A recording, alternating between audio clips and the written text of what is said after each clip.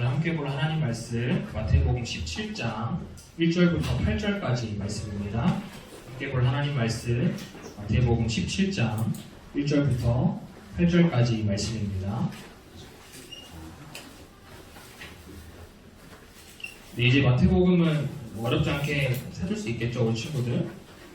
네, 우리가 벌써 긴 시간 동안 마태복음 말씀을 보고 있는데 오늘 본문은 변화산 사건입니다. 변화산 사건. 예수님께서는 12명의 제자 중에 3명의 제자만 선택을 하셔가지고 따로 데리고 변화산으로 올라가세요. 근데 그곳에서 아주 신기한 현상이 일어나는데 예수님의 모습이 변형이 되신 거예요. 그리고 유대인들이 선망하는, 유대인들이 그토록 만나고 싶어하는 모세와 엘리야 선지자도 보게 됩니다. 그래서 제자들이 그 상황에 홀딱 반해가지고 다시 현실로 돌아오고 싶어 하지 않는 그런 장면이 이렇게 기록되어 있는데 한 절씩 교독하고 또 함께 말씀 살펴보도록 하겠습니다. 전사님 먼저 읽을게요. 엿새 후에 예수께서 베드로와 야고보와 그 형제 요한을 데리시고 따로 높은 산에 올라가셨더니 그들 앞에서 변형되사 그 얼굴이 해같이 빛나며 옷이 빛과 같이 휘어졌더라. 그때 모세와 엘리야가 예수와 더불어 말하는 것이 그들에게 보이거늘 베드로가 예수께 여쭤보되 주여 우리가 여기 있는 것이 좋사오니 만일 주께서 원하시면 내가 여기서 토마셋을 짓되 하나는 주님을 위하여 하나는 모세를 위하여 하나는 엘리야를 위하여 하리이다. 말할 때에 호련히 빛난 구름이 그들을 덮으며 구름 속에서 소리가 나서 이르시되 이는 내 사랑하는 아들이요 내 기뻐하는 자니 너희는 그의 말을 들으라 하시는지라. 제자들이 듣고 엎드려 심히 두려워하니 예수께서 나와 그들에게 손을 대시며 이르시되 일어나라 두려워하지 말라 하시니 제자들이 눈을 들고 보매 오직 예수 외에는 아무도 보이지 아니하더라. 아멘. 네, 우리는 저번 주에 타협하지 않는 신앙인이란 주제로 말씀을 살펴봤었죠. 우리는 삶에서 이 신앙과 타협할 때가 상당히 많다고 했었어요. 그런데 저번 주에 어떠한 상황과도 타협하지 않았던 한 사람이 있었죠. 누구였나요? 누구였어요? 누가 타협하지 않았죠? 아는데 대답 안 하는 거죠? 부끄러워가지고. 세례요한이죠, 세례요한. 세례요한은 어떤 상황에서도 타협하지 않고 심지어 어떤 상황에서도 타협하지 않았어요? 어떤 상황? 그렇지, 죽음 앞에서도 타협하지 않았었죠. 그래서 우리가 어떠한 삶과 신앙의 모습 가운데서 타협을 해야 하는 상황이 생긴다면 저번 주 본문 그 말씀, 세례 요한을 기억했으면 좋겠어요. 죽음 앞에서 타협하지 않았던 그 모습을 기억하면서 우리도 삶 속에서 신앙과 삶을 타협하지 않는 우리 친구들의 삶이 되기를 주님의 이름으로 축복합니다. 오늘 설교 제목은 현실 속에서의 제자의 삶이에요. 오늘 본문은 엿새 후라는 단어로 시작이 되는데요. 우리 본문 말씀 1절 다시 한번 같이 읽어봅시다. 시작. 엿새 후에 예수께서 베드로와 야고보와 그 형제 요한을 데리시고 따로 높은 산에 올라가셨더니 이 어제 본문에서, 그러니까 토요일 큐티 본문에서 예수님께서는 제자도에 대해서 말씀하셨어요. 제자라면 어떻게 살아야 하는가. 우리 친구들도 아마 잘 알고 있는 말씀인데 자기를 부인하고 자기 십자가를 지고 따르라는 그 말씀, 그 제자도에 대해서 말씀을 하셨어요. 그 제자도를 말씀하시고 6일이 지난 상태라는 거예요. 6일이 지나고 나서 예수님은 베드로, 야고보, 요한을 데리고 산으로 올라가셨어요. 예수님께서는 종종 이 중요한 사건 때마다 이 3명의 제자들을 데리고 다니시거든요. 그러니까 이 3명의 제자들을 데리고 산으로 올라가셨다는 것은 무슨 의미예요? 오늘 본문도 예수님께서 무언가 중요한 것을 말씀하시고자 한다는 것이죠. 다음 이제 그 일이 무엇인지 우리 구체적으로 하나씩 살펴보도록 하겠습니다. 먼저 2절 말씀 같이 한번 읽어봅시다. 시작. 그들 앞에서 변형되사 그 얼굴이 해같이 빛나며 옷이 빛과 같이 휘어졌더라. 예수님과 3명의 제자는 높은 산으로 올라갔어요. 근데 그 산 이름은 헤르몬 산이라고 하는데 왜 변화산이라고 하냐면 예수님께서 모습이 변형되셨다고 해서 그냥 변화산이라고 불러요. 근데 정확한 명칭은 헤르몬 산이라는 곳이에요. 예수님께서 그 산에서 어떻게 되신 거예요? 갑자기 모습이 변형되셨다는 거예요. 이 여기에서 변형되었다는 것은 겉모습이 바뀐 게 아니에요. 뭐 예를 들어서 성형수술을 해가지고 얼굴이 바뀌었다거나 뭐 다이어트를 해서 뭔가 겉모습이 바뀌었다 그런 개념이 아니고 예수님께서는 원래 신, 하나님의 존재이신데 인간의 모습으로 이 땅에 오셨어요. 그러니까 예수님께서 인간이셨는데 다시 신적인 모습, 다시 하나님의 모습으로 변형되신 것을 의미하는 거예요. 그래서 예수님께서 인간이셨는데 다시 하나님처럼 변화된 모습을 오늘 본문은 어떻게 표현하고 있나요? 하반절을 보면 얼굴이 해같이 빛나며 옷이 빛과 같이 희어졌다. 예수님은 원래 하나님이셔서 우리가 결코 볼 수 있는 인물, 결코 볼 수 있는 존재가 아니죠. 그런데 인간의 모습으로 오셔서 제자들이 그 사실을 미처 알지 못하고 있었던 것이에요. 그런데 이 예수님의 모습이 이렇게 변형된 것에는 아주 중요한 의미가 한 가지 있어요. 뭐냐면 어제 본문에서 예수님께서 제자도를 말씀하셨다고 했어요. 근데 그 제자도를 말씀하시기 전에 예수님이 제자들에게 무엇을 예고하셨냐면 예수님께서 죽으실 거, 내가 곧 죽을 거야 라고 그 예고를 하셨어요. 그러니까 제자들 입장에서는 청천벽력과 같은 말씀이었죠. 내 모든 것을 다 버리고 따르기로 결단했는데 내가 정말 내 가족, 내가 하고 있던 직업, 생업들까지 다 버리고 예수님을 따르기로 결단했는데 내 전부인 주님이 죽으신다고 하니까 그럼 이제 나는 어떻게 해야 되지? 그럼 이제 나는 누구를 따라가며 살아야 하지라고 두려운 마음이 생겼다는 거예요. 그래서 예수님께서 변형되신 것은 곧 죽음 이후 예수님께서 반드시 부활하셔서 그 영광의 모습을 되찾으실 것이고 제자들 또한 죽음이 끝이 아니라 그 죽음 이후에 부활의 삶이 있음을 예수님께서 보여주신 것이었어요.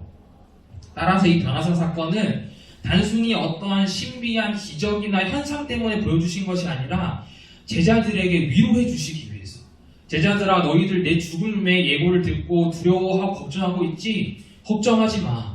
내 죽음이 끝이 아니야. 나는 반드시 부활할 거고 그 영광의 모습을 지금처럼 너희가 동일하게 볼 거야 라고 말씀하시는 것이라는 의미예요.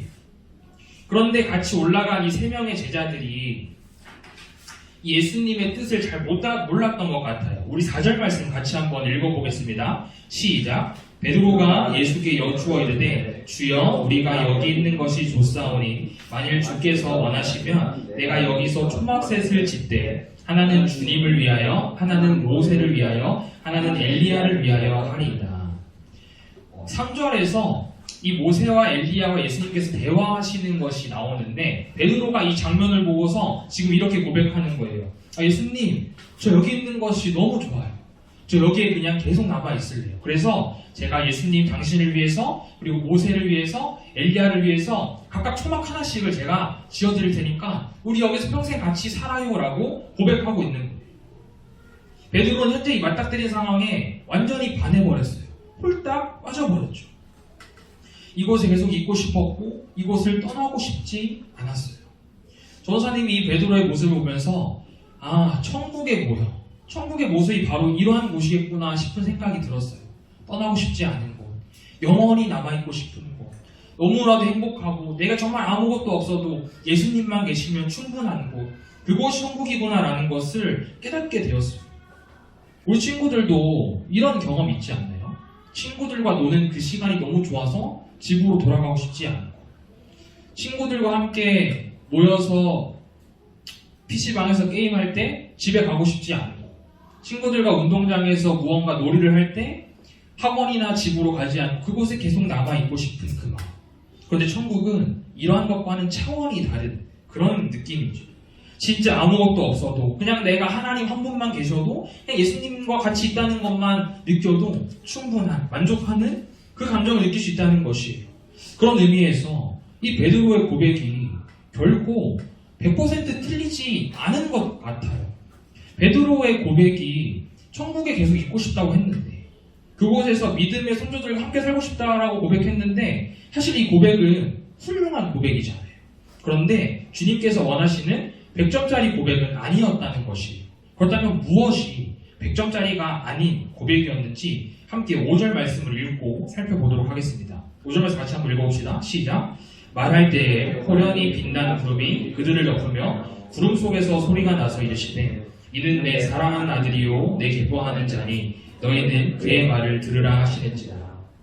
방금 베드로가 4절에서 고백을 할 때 구름이 이 제자들을, 3명의 제자들을 덮었어요.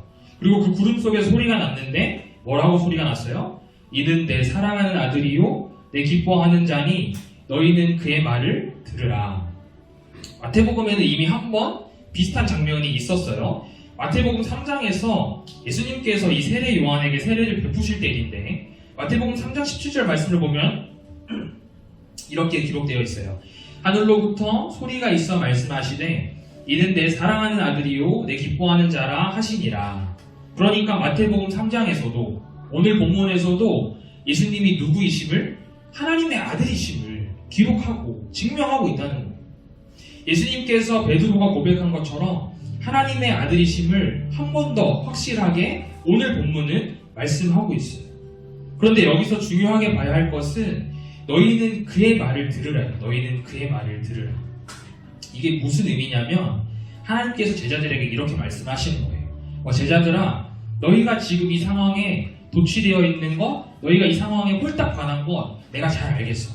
그거 너무 좋은 것이야. 내가 잘 알겠는데 근데 그 감정 때문에 내가 예수에게 맡긴 그 사역을 방해하지 마. 그 사역을 마치는 마라고 말씀하시는 거예요. 예수님께서는 앞에 본문에서 자신의 죽음을 예고하셨다고 했어요. 예수님께서는 그 죽음을 이루어 가셔야 했죠. 그러니까 예수님께서는 지금 이 영광의 모습으로 계시는 곳에 머무르시는 게 아니라 얼른 이 순간이 끝나고 다시 현실로 돌아가 자신을 기다리고 있는 그 죽음을 맞이해야 했다는 거예요.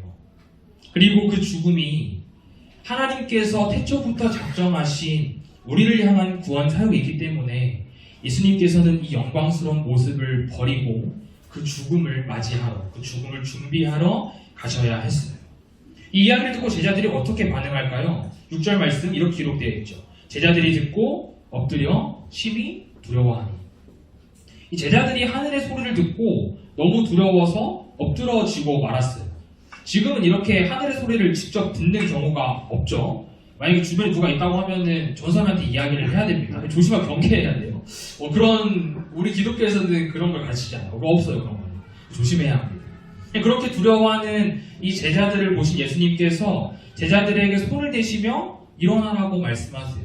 조도사님은 이 구절을 읽으면서 예수님이 참 스윗하시다 좀 그렇게 느꼈던 것 같아요. 지금 제자들의 등은 어때요? 한껏 움츠러 들어있어요. 팔로 머리를 감싸며 어디 구멍이라도 숨고 싶을 만큼 두려워 벌벌 떨고 있다는 거예요. 그런 제자들에게 예수님께서는 손을 대시며 괜찮다고 말씀하세요. 두려워하지 마라. 다시 일어나라 라고 말씀이시죠.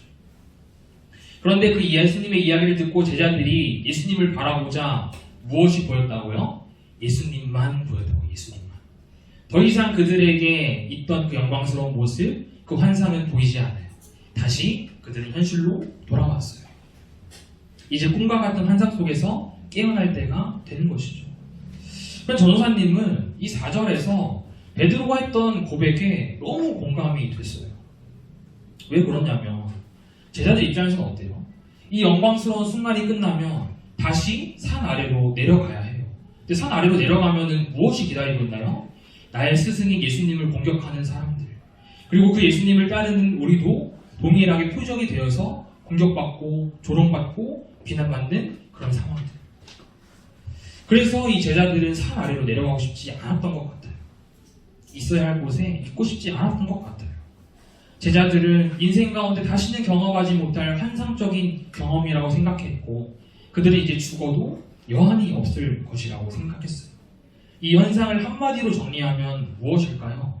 제자들은 이 영광의 순간에 도취되었다는 것이에요. 도취의 뜻이 무엇인가요? 어떠한 것에 마음이 쏠려 취하다시피 됨이라는 뜻이에요. 제자들은 예수님의 영광스러운 모습을 보며 마치 자신도 영광스러운 모습이 된 마냥 그 순간에 도취가 되어버렸어요. 우리 친구들도 이런 경험 있지 않나요? 현실을 외면하고 싶은 경험, 현실을 피하고 도망치고 싶은 경험. 보통은 우리가 힘든 일을 만났을 때 이러한 경험들이 좀 많죠. 아무리 공부해도 원하는 만큼 성적이 나오지 않아서 내가 정말 대학교에 들어갈 수 있을까? 내가 원하는 학교에 갈 수 있을까? 생각이 들 때, 내가 몸이 너무 아픈데 약을 먹어도 병원에 가도 큰 차도가 없이 여전히 나의 몸은 연약하고 아플 때, 그럴 때 우리는 무언가 행복한 일, 기쁜 일이 생겨버리면 그 일이 영원했으면 좋겠어요. 다시 현실로 돌아가고 싶지 않고 지금 이 순간이 영원했으면 좋겠다라고 생각한다는 것이죠. 그런데 오늘 본문은 당시 베드로에게, 그리고 오늘 우리에게 어떻게 말하고 있나요? 우리가 하나님 앞에 가기 전까지 우리에게 맡겨진 현실의 삶을 믿음으로 살아내라는 거예요. 현실을 외면하고 피하고 싶어도 우리에게는 하나님께서 원하시는 삶의 모습이 있다는 거예요. 그것이 예수님에게는 곧 다가올 죽음이었고, 제자들에게는 그 예수님을 끝까지 부인하지 않는 믿음의 삶이었어요. 우리 친구들은 어떤 상황에 도취되어 있나요? 지금 어떤 일에 푹 빠져서 우리 친구들에게 그 맡겨진 현실 속에서 믿음으로 살아내야 하는 그 삶을 외면하고 있나요? 사실 전사님이 오늘 설교를 준비하며 우리 친구들에게 큰 은혜가 있기를 기도했는데, 이 말씀을 준비할수록 전도사님에게, 하나님께서 전도사님에게 하시는 말씀 같았어요. 여러분들이 전도사님을 볼 때는 좀 어떤 것 같나요?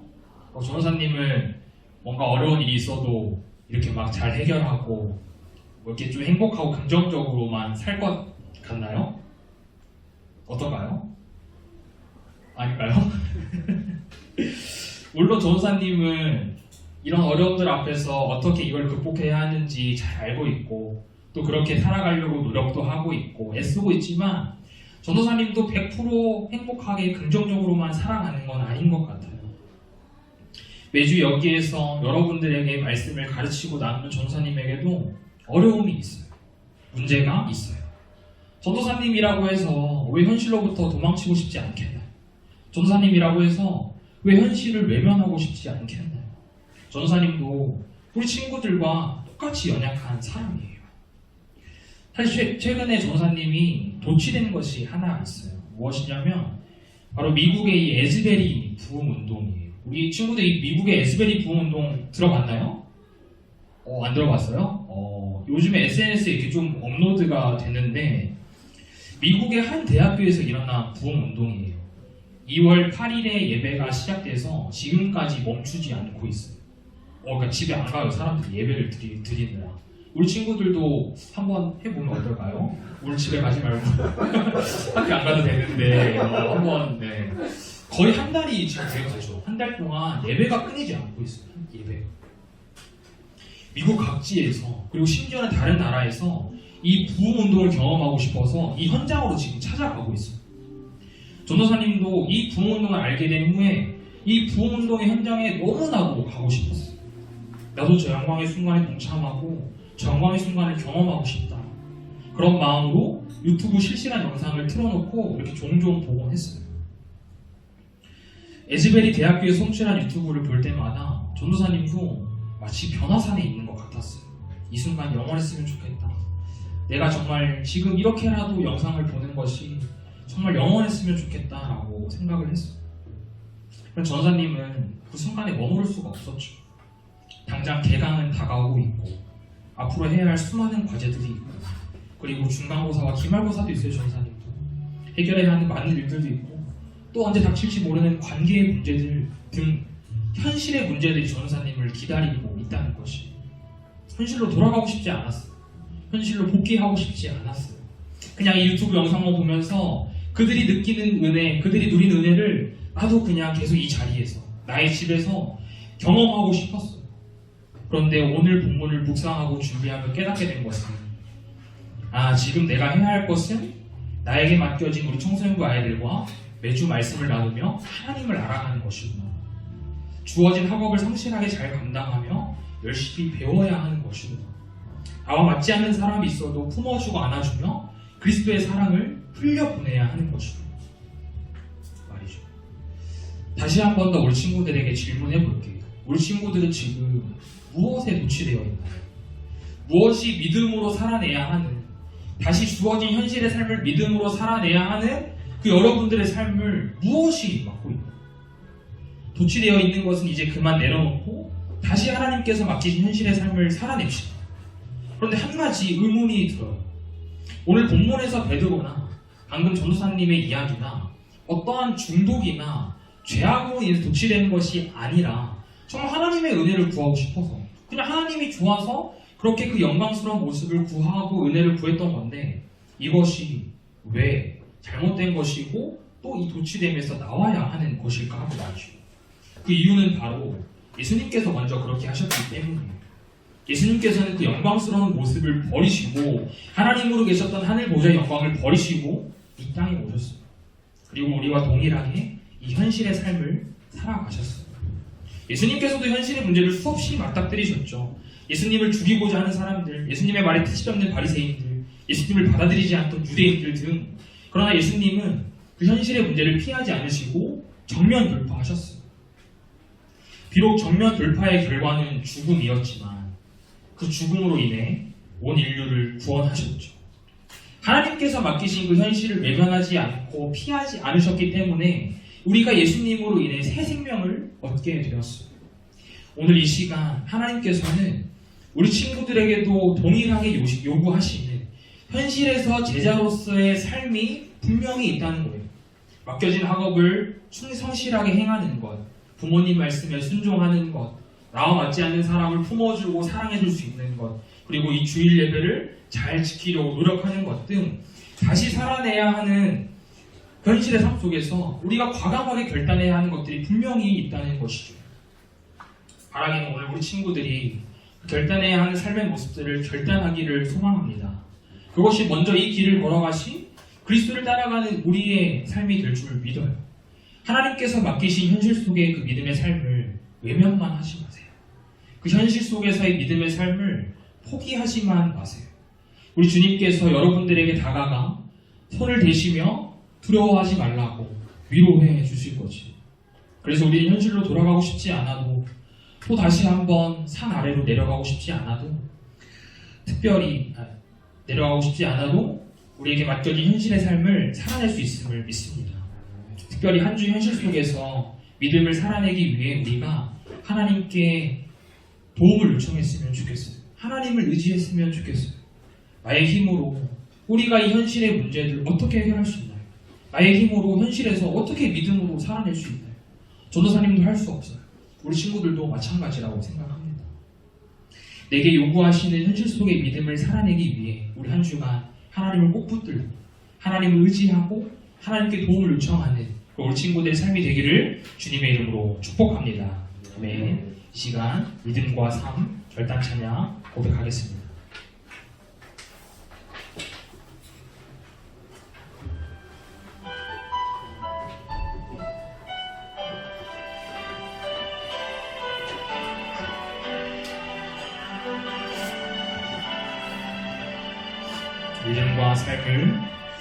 믿음과 삶을 살아내는 실력이 너무나 다른 내 모습을 볼 때 이 모습도 주가 사랑하실까 자신 없는 내 모습 그저 주님 앞에 있네.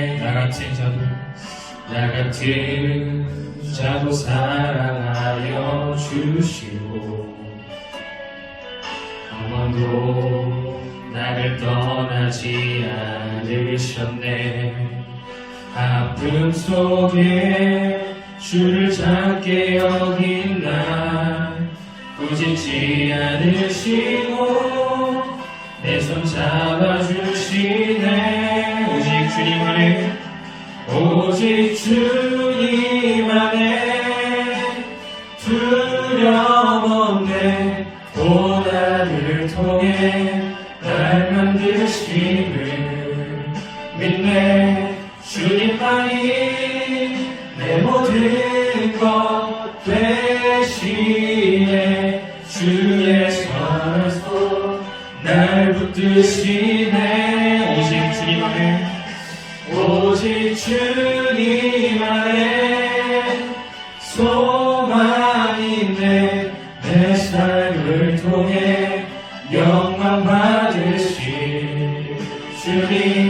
주님만이 내 모든 것 대신에 주의 선하심 난 노래하네. 이 들은 말씀을 기억하며 한 번 더 고백합시다. 삶을 살아내는 실력이 너무나 다른 내 모습을 볼 때 이 모습도 주가 사랑하실까. 자신 없는 내 모습 그저 주님 앞에 있네. 나 같은 자도 사랑하여 주시고 한 번도 나를 떠나지 않으셨네. 아픔 속에 주를 찾게 여긴 나 꾸짖지 않으시고 내 손 잡아주시네. 오직 주님만의 오직 주님 안에 두려움 없게 고난을 통해 날 만드시는 믿네. 주님만이 내 모든 것 대신에 주의 강한 손 날 붙드시네. 오직 주님 안에 소망인데 내 삶을 통해 영광 받으신 주님만이 내 모든 것 대신에 주의 선하심 다시 한번 들은 말씀을 기억하며 기도합시다.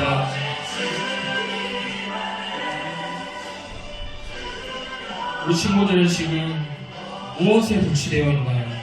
무엇이 우리 친구들이 믿음의 삶을 살아내야 하는 것을 가로막고 있나요? 그것이 영광스러운 모습을 구하는 것이든 나의 유익을 구하는 것이든 하나님께서 여러분들에게 맡기신 그 삶을 방해하는 것이라면 우리 한 번쯤 되돌아봐야 해요. 어떤 어려움들이 있나요? 어떤 문제들이 있나요? 도무지 내가 현실에서 들은 말씀대로 믿음대로 살아가지 못하도록 무엇이 우리 친구들의 앞을 가로막고 있나요? 이 시간 그 문제들, 도취되어 있는 것들 다 내려놓읍시다. 그리고 하나님께서 여러분들에게 맡기신 그 믿음의 삶을 살아내기로 결단합시다. 그런데 우리는 우리의 힘으로 살아갈 수 없어요. 우리가 무엇을 해도, 우리가 어떠한 것을 해도 우리는 우리의 힘으로 맡기신 믿음의 삶을 살아낼 수가 없어요. 우리 친구들이 스스로 고백해야 돼요. 우리 친구들이 하나님께 도와달라고 요청해야 돼요. 그래야 살아낼 수 있어요. 그렇게 고백할 때 우리 친구들 안에 하나님께서 일하실 것을 확신합니다. 이 시간 하나님께 도와달라고, 한 주간 내가 믿음의 삶으로 살아가고 싶은데 하나님 도와달라고, 그렇게 나에게 도취되는 것들 내려놓기로 결단하겠다고 고백하며 같이 한번 기도하도록 하겠습니다. 하나님 아버지 감사합니다. 하나님 아버지, 우리 친구들이 오늘 들은 말씀을 기억하며 앞에 나갑니다. 하나님 우리에게 맡기신 그 믿음의 삶이 있을 줄 압니다. 하나님 아버지, 우리 친구들을 가로막고 있는, 우리 친구들의 그 믿음의 삶을 살아내는 것을 방해하고 있는 삶의 문제들, 어려움들은 있으면 무엇입니까? 하나님 아버지, 우리의 것들 내놓을 소망합니다. 구체되어 있는 것들 다 내놓을 소망합니다.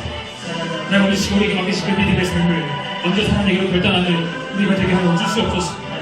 하나님 우리가 모든 문제들, 어려움들 하나님 고백할 때 해결하여 주시고, 하나님 우리가 다시 믿음의 삶을 살아낼 수 있도록 은혜를 더하여 주시옵소서.